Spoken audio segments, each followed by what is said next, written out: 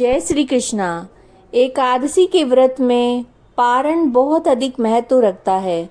व्रत का पारण द्वादशी तिथि में किया जाता है।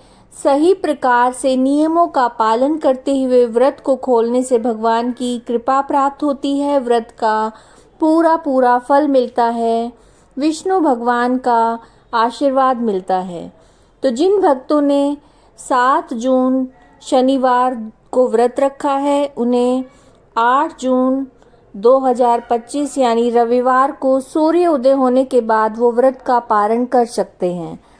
व्रत का पारण करने का व्रत खोलने का शुभ मुहूर्त है वो सुबह 5:23 से 7:17 तक है।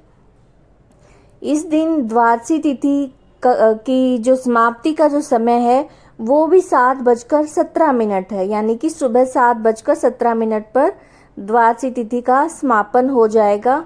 तो इससे पहले आपको अपना व्रत खोल लेना है। तो इस दिन आप सुबह जल्दी उठें और ब्रह्म मुहूर्त में स्नान करें। ब्रह्म मुहूर्त में ही आप विष्णु भगवान, लक्ष्मी माता और तुलसी पूजन कर लें, सूर्य को अर्घ्य दें। और जब विष्णु भगवान की आप पूजा करें तो उस समय आप भगवान से क्षमा प्रार्थना करें कि हे प्रभु, हे विष्णु भगवान, मैंने आपका व्रत निर्जल एकादशी का व्रत मैंने आपका किया वो आपकी कृपा से पूर्ण हो जाए।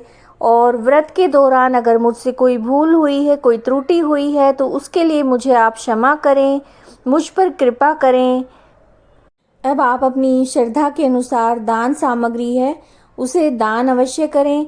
इसमें आप जो कच्ची सामग्री यानी कि सीधा निकालते हैं, एकादशी का व्रत रखते हैं वो द्वादशी के दिन सीधा निकालकर पंडित जी को दान देते हैं। तो इस समय आप जो दान निकालेंगे, जो सीधा निकालेंगे, यानी जो खाने पीने की कच्ची सामग्री, फल आदि है, तो उसके साथ में दक्षिणा अवश्य दें।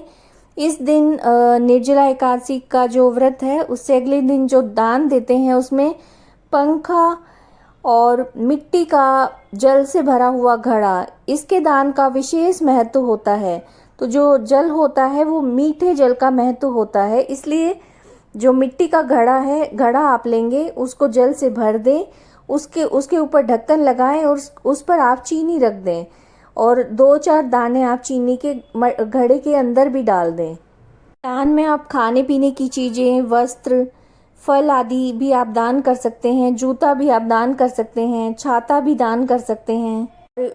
व्रत जब आप खोलेंगे तो व्रत आप मीठे जल से और उसमें तुलसी का पत्ता डाल लें, उससे अपना व्रत खोलें।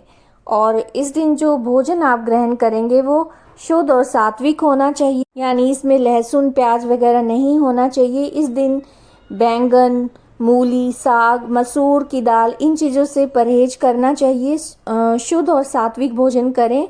और आपने देखिए पूरा दिन निर्जल व्रत रखा है तो थोड़ा थोड़ा करके आप यानी कि इस दिन जब जल पिए तो जल भी एक साथ बहुत सारा ना पिए, थोड़ा थोड़ा करके आप लें। और खाना भी इसी तरह से करें कि आप थोड़ा थोड़ा करके खाएं, एकदम से भरपेट भोजन ना करें।